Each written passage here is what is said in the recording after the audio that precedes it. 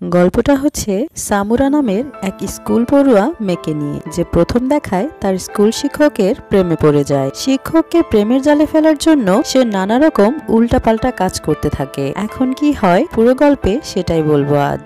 গল্পের শুরুতেই আমরা সামুরাকে দেখি। সে আজ স্কুল যাওয়ার পথে এক ছেলেকে তার অনুভূতির কথা জানাতে চায়, যাকে সে বেশ কয়েকদিন থেকেই অনুসরণ করছিল। কিন্তু কিছু বলার আগেই ওই ছেলেটি তাকে থামিয়ে দেয় এবং রিজেক্ট করে সেখান থেকে চলে যায়। এরপর সামুরা কান্না করতে করতে রেস্টুরেন্টে খাবার খাচ্ছিল আর তার বান্ধবী নাকামুরার সাথে ভিডিও কলে কথা বলছিল। সামুরা কান্না করতে করতে বলতে থাকে, আমার ভালোবাসা তো 30 সেকেন্ডেই শেষ হয়ে গেল, সিনেমার টিজারের মতো। অপর পাশ থেকে তার বান্ধবী তাকে সান্ত্বনা দিয়ে বলে, এসব ভুলে যাও আর বাসায় গিয়ে চুপচাপ ঘুমিয়ে পড়ো। আর পৃথিবীতে অনেক ছেলে আছে, তোমার রাজকুমার তুমি পেয়ে যাবে, চিন্তা করিও না। খাবার শেষে সামুরা রেস্টুরেন্টের বিল দিতে গিয়ে দেখতে পায় তার পার্সে টাকা নেই। সে তার বান্ধবীকে তাড়াতাড়ি টাকা নিয়ে আসতে বলে, কিন্তু তার বান্ধবী জানায় এখন সে আসতে পারবে না। সামুরা কান্না শুরু করে দেয়। তখনই পেছন থেকে এক ছেলে এসে তার বিল পে করে দেয়। ছেলেটির নাম ইয়োশি তাকা, আমরা তাকে ইয়োশি বলে ডাকবো। সে অনেক কিউট ও হ্যান্ডসাম দেখতে। সামুরা তার কাছ থেকে কন্ট্যাক্ট নাম্বার চায় টাকা রিটার্ন করার জন্য। ইয়োশি জানায় তার কোনো প্রয়োজন নেই। এদিকে নাকামুরা ভিডিও কলে সবকিছু দেখছিল, তাই সে সামুরাকে বলে, দেখেছিস আমি তোকে বলেছিলাম কান্না করিস না, তোর পছন্দের মতো হ্যান্ডসাম পোলা পাইয়া যাবি। এগুলো শুনে সামুরা বেশ খুশি হয়, কারণ সে সত্যি ছেলেটার উপর ফিদা হয়ে গেছে। পরদিন সে স্কুলে যায় এবং কিছুক্ষণের মধ্যেই ক্লাস শুরু হয়। শ্রেণীকক্ষে একজন শিক্ষক আসে, আর এই শিক্ষক আর কেউ নয় বরং ইয়োশি ছিল। সামুরা তাকে দেখে অবাক হয়ে বলে, তুমি কালকে সেই ছেলেটি না যে আমার বিল পে করেছিলে? ইয়োশি শান্তভাবে উত্তর দেয়, আমি তোমাদের নতুন ম্যাথ টিচার। সামুরার বান্ধবী নাকামুরাও সেম ক্লাসে পড়তো, সেও শিক্ষককে দেখে চিনে ফেলে। এদিকে সামুরা তো অনুভূতির সাগরে অন্ধ হয়ে ভাবতে থাকে, পরপর এভাবে ইয়োশির সাথে তার দেখা হওয়া কোনো সাধারণ বিষয় না, এটা হয়তো কোনো ডেস্টিনি। সে বসে বসে ইয়োশির সাথে কথা বলার বাহানা খুঁজছিল। কিছুক্ষণ পর সে দাঁড়িয়ে তাকে প্রশ্ন করে, স্যার আমাদের পড়াতে আপনার কোনো অসুবিধা হচ্ছে না তো? ইয়োশি রুড ভাবে জানায়, আমি শিক্ষক, পড়ানো আমার পেশা, সুবিধা অসুবিধা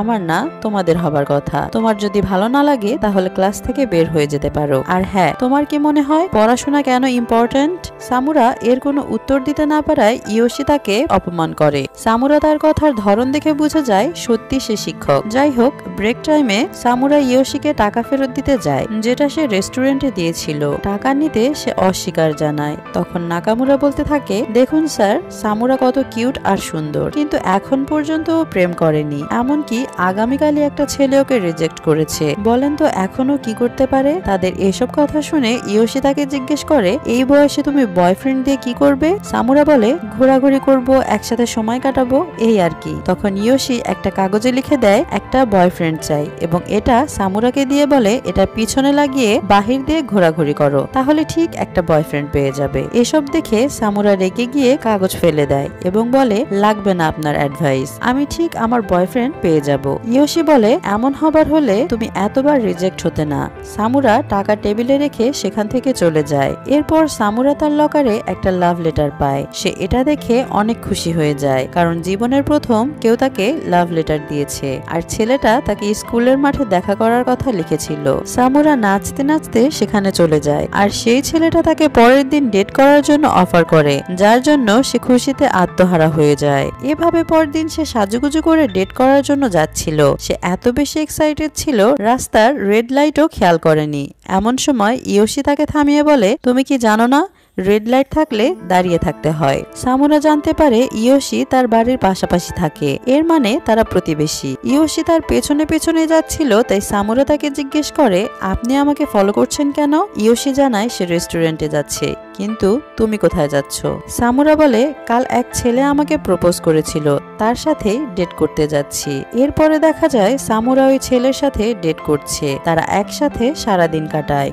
সামুরা বুঝতে পারে এই ছেলে একদমই তার টাইপের না। নাকামুরা তার কথা শুনে বলে, তুমি যদি কাউকে সত্যিই লাভ করো তাহলে তার কথা ভাবলেই তোমার হৃদয় কেঁপে কেঁপে উঠবে, অদ্ভুত ভালো লাগা কাজ করবে। সামুরা বুঝতে পারে ওই ছেলের জন্য তার কখনোই এমন ফিলিং হবে না। এর জন্য সে পরদিন ওই ছেলের সাথে ব্রেকআপ করে দেয়। ছেলেটি রেগে গিয়ে তাকে সেখানে থাকা পানিতে ফেলে দেয়। সে মন খারাপ করে সেখানে বসেছিল। কিছুক্ষণ পর ইয়োশি এসে তার দিকে হাত বাড়ায়, কিন্তু সামুরা নিজেই উঠে যায় এবং বলতে থাকে, আমার তো অনেক গিল্টি ফিল হচ্ছে, আমি এমন একটা ছেলের সাথে রিলেশন করতে গিয়েছিলাম। পেছন থেকে ইয়োশি বলে, এর থেকেও বেশি গিল্টি ফিল আমার হচ্ছে, আমি তোমাকে উঠানোর জন্য শুধু শুধু হাত বাড়িয়ে দিলাম। সামুরা হতাশ হয়ে বলতে থাকে, আমার সাথেই এমন কেন হয়, আমি একটা বয়ফ্রেন্ডও পেলাম না এখন পর্যন্ত। ইয়োশি তাকে জানায়, এর কারণ হলো তুমি নিজেই নিজেকে সস্তা বানিয়ে ফেলছো, যার জন্য কেউ তোমাকে গুরুত্ব দেয় না। এটা শুনে সে কান্না করতে থাকে। যাই হোক, তুমি নিজেকে পরিবর্তন করো এবং এসব ইউজলেস কাজকর্ম না করে একটু ম্যাচিউর বিহেভিয়ার করো, তাহলে হয়তো তুমি সঠিক কাউকে পেতে পারো। সামুরা ইয়োশির কথায় কিছুটা অপমান অনুভব করে, তাই সে সবাইকে বলতে থাকে এখন থেকে সে ইয়োশির ধারে কাছেও আর যাবে না, সে তাকে ছোট করেছে। তখনই সামুরার ফ্রেন্ড তাকে জানায়, কিন্তু তোমাকে তো কাজ দেয়া হয়েছে ক্লাস শেষে নোটবুক নিয়ে স্যারের কাছে দেওয়ার। সামুরা চিন্তায় পড়ে ভাবতে থাকে সে চুপি চুপি নোটবুক রেখেই এসে পড়বে, ইয়োশির ধারে কাছেও যাবে না। এই ভেবে সে ভিতরে যেতেই নিচ্ছিল, তখন দেখে কিছু মেয়ে ইয়োশির কাছাকাছি আসার চেষ্টা করছিল, কিন্তু ইয়োশি ওই মেয়েগুলোকে এখান থেকে বের করে দেয়। সামুরা এই ফাঁকে চুপি চুপি ভেতরে নোটবুক রাখতে যায়, কিন্তু ইয়োশি তাকে দেখে ফেলে আর বলে, এখানে আসো আর আমার কাজে হেল্প করো। সামুরা লক্ষ্য করে ইয়োশি সবাইকে কাঙ্ক্ষিত মার্কস থেকে কম মার্কস দিচ্ছে। সামুরা এটার কারণ জিজ্ঞেস করলে ইয়োশি জানায়, সবাইকে কম মার্কস দিলে পরবর্তী তারা আরো বেশি পড়াশোনা করার চেষ্টা করবে। তার কথা শুনে সামুরা বলে, কিন্তু এতে তো সবাই আপনাকে অপছন্দ করবে। সে জানায়, আমাকে কে পছন্দ করলো কে অপছন্দ করলো সেটা নিয়ে আমি মাথা ঘামাই না। এরপর সামুরা ইয়োশির সাথে আবারও বাচ্চাদের মতো কথা বলতে শুরু করে। এটা দেখে ইয়োশি হেসে ফেলে। তার মিষ্টি হাসি দেখে সামুরা অনুভব করে তার হৃদয় বের হয়ে যাচ্ছে আর জোরে জোরে স্পন্দন করছে। সামুরা বুঝতে পারে এর মানে সে ইয়োশিকে ভালোবেসে ফেলেছে। তবে সামুরা সব সময় নিজেকে বোঝানোর চেষ্টা করে ইয়োশি থেকে নিজেকে দূরে রাখতে হবে আর তাকে পছন্দ করা যাবে না, কিন্তু তার হ্যান্ডসাম লুক দেখে সে নিজেকে কখনোই আটকাতে পারে না। ইয়োশি সামুরার আজব কাণ্ড লক্ষ্য করে আর জিজ্ঞেস করে, কি হয়েছে তোমার, এমন করছো কেন? তার উপর কয়েকদিন থেকে পড়াশোনার উপর তোমার মনোযোগ নেই। সামুরা এসব শুনে তাকে জিজ্ঞেস করে, আপনি কি আমাকে নিয়ে খুব চিন্তিত? উত্তরে সে জানায়, হ্যাঁ অবশ্যই। সামুরা তার জবাবের উল্টো ভেবে নেয় আর মনে করতে থাকে ইয়োশিও তাকে নিয়ে চিন্তা করে, এর মানে সে তাকে পছন্দ করে। এরপর ইয়োশি জিজ্ঞেস করে, তুমি আবার বয়ফ্রেন্ড নিয়ে চিন্তিত নও তো? এখন সামুরা তাকে কিভাবে বোঝাবে, তার জন্যই সে চিন্তিত। ইয়োশি তাকে বোঝায়, এসব বিষয় নিয়ে চিন্তা ভাবনা করা বাদ দাও, সময় হলে কাউকে তুমি পেয়ে যাবে এবং যে তোমাকে সত্যিকারের লাভ করবে। এরপর সে বাড়িতে যেতে নিছিল, কিন্তু বাহিরে অনেক বৃষ্টি থাকায় যেতে পারে না। ইয়োশি এসে তাকে ছাতা দিতে চায়, কিন্তু খেয়াল করে তার ছাতা অন্য কেউ নিয়ে গেছে। ইয়োশি নিজের ব্লেজার দিয়ে বৃষ্টি থেকে বাঁচিয়ে নিজের গাড়ি করে সামুরাকে তার বাড়িতে পৌঁছে দেয়। তবে সামুরার বাবা মা বাড়িতে ছিল না, তাই তাদের বাড়িতে তালা লাগানো ছিল। এরপর ইয়োশি তাকে নিজের বাড়িতে নিয়ে যায়। সামুরা তার বাড়িতে একটি টয় দেখতে পায়। ইয়োশি জানায় এটা তার চাইল্ডহুড ফ্রেন্ড তাকে দিয়েছিল। এরপর সে তার কাছ থেকে টয় নিয়ে নেয় এবং বলে, তুমি কি এটাও জানো না কারো বাড়ির জিনিসে হাত লাগাতে হয় না? এসব বলার সময় ইয়োশি তার একদম কাছেই ছিল। এর জন্য সামুরা মনে মনে অনেক খুশি হচ্ছিল। এরপর সামুরা তাকে অ্যাসাইনমেন্ট করতে সাহায্য করে, যার জন্য ইয়োশি তার উপর বেশ খুশি হয়। এমন সময় সামুরা তাকে বলতে যাচ্ছিল, আমি তোমাকে পছন্দ করি, কিন্তু এর আগেই ইয়োশি তাকে বলে, তুমি কি আমাকে পছন্দ করো এটা বলতে চাচ্ছ? সামুরা সোজা বলে দেয়, হ্যাঁ আমি তোমাকে পছন্দ করি, আর এতে সমস্যা কি? ইয়োশি বলে, আমি জানতাম তুমি এমন কিছুই বলবে, কিন্তু এটা কখনো সম্ভব না, কারণ আমি শিক্ষক আর তুমি আমার স্টুডেন্ট, আমাদের ভিতর রিলেশন কখনো সম্ভব না, এর জন্য আমার পক্ষ থেকে সবসময় নাই থাকবে। সামুরা তো এসবে বেশ কষ্ট পায় আর কান্না করতে করতে সেখান থেকে চলে যাচ্ছিল, কিন্তু বৃষ্টি হবার জন্য ইয়োশি তাকে ছাতা নিয়ে যেতে বলে। সামুরা রেগে গিয়ে বলে, তুমি আমার সাথে এমন সুন্দর করে কথা বলিও না, এমনিতেই আমি রিজেক্ট হলাম, তুমি এভাবে আমার সাথে কথা বললে আমি আবার তোমার প্রতি দুর্বল হয়ে যাব। ইয়োশি তাকে বলে, ধন্যবাদ আমাকে লাভ করার জন্য, অন্তত এটা ভেবে ভালো লাগলো কেউ আমাকে এত লাভ করে। সামুরা উত্তরে বলে, তাহলে তুমি আমাকে লাভ করো না কেন? আমি ইডিয়েট তাই? ইয়োশি ওকে চুপ করতে বলে, কিন্তু সামুরা বলতেই থাকে, আমি তোমার টাইপের না, তাই তুমি আমাকে পছন্দ করো না, তাই তো? আচ্ছা, আমি তোমার টাইপের হয়ে দেখাবো আর তোমাকে নিজের প্রেমে ফেলাবো, দেখে নিও। ইয়োশি বলে, দেখা যাক তুমি কি করো, তবে কোনো লাভ হবে না, চেষ্টা করে দেখতে পারো। পরদিন সামুরা ইয়োশিকে ইমপ্রেস করার জন্য নিজের বুকে বেলুন লাগিয়ে ওইগুলো বড় করে আসে। ইয়োশি এসব দেখে বলে, তুমি কি পাগল? কি সব অদ্ভুত কাজ করছো?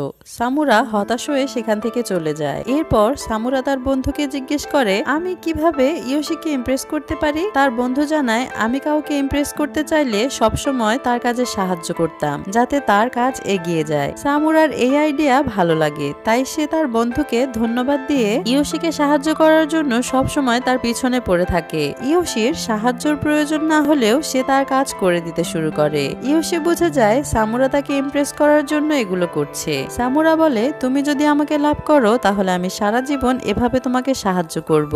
ইয়োশি তার কথায় কোনো উত্তর দেয় না। পরের দৃশ্যে দেখা যায় ইয়োশি স্কুলের ক্রীড়া অনুষ্ঠানে সঙ্গীত পরিবেশনের জন্য ইন্টারেস্টেড স্টুডেন্টদের নাম দিতে বলে, কিন্তু দেখা যায় কোনো শিক্ষার্থী এই অনুষ্ঠানে অংশগ্রহণের জন্য হাত উঠায় না। ইয়োশি এতে কিছুটা মন খারাপ করে। এটা দেখে সামুরা হাত উঠিয়ে জানায় সে অংশগ্রহণ করবে এবং সাথে সে তার বন্ধুর হাতও তুলে ধরেছিল। কিছুক্ষণ পর সামুরা আর তার বন্ধু গানের প্র্যাকটিস করার জন্য যায়, তবে সামুরা এখানে সবকিছু বাদ দিয়ে ইয়োশির সাথে কথা বলার জন্য নানা বাহানা খুঁজছিল। স্কুল শেষে সামুরা দেখতে পায় ইয়োশি তার জন্য কোনো কারণে অপেক্ষা করছিল। সে ভাবে ইয়োশি হয়তো তাকে পছন্দ করতে শুরু করেছে। ইয়োশি তাকে আগামীকাল দেখা করার কথা বলে। সামুরা বাড়ি এসে বেশ খুশি ছিল। সে ভাবছিল ইয়োশি হয়তো তাকে ডেটে নিয়ে যাবে, যার জন্য পরের দিন সে বেশ সেজেগুজে ইয়োশির জন্য অপেক্ষা করছিল। কিছুক্ষণের মধ্যে ইয়োশি এসে পড়লে সামুরা খেয়াল করে তাদের সাথে তার বন্ধু আছে। সামুরা বুঝতে পারে তার ডেটে যাওয়ার স্বপ্ন স্বপ্নই থেকে যাবে। এরপর ইয়োশি তাদের নিয়ে মিউজিক শপে যায় অনুষ্ঠানের জন্য সং সিলেক্ট করতে। এখানে সামুরার বন্ধু ইয়োশিকে বলে, তোমার বোঝা উচিত মেয়েটা তোমায় অনেক লাভ করে, তুমি অ্যাডাল্ট ম্যাচিউর, তাই ভেবেচিন্তে সামুরাকে কিছু বললেই তো হয়।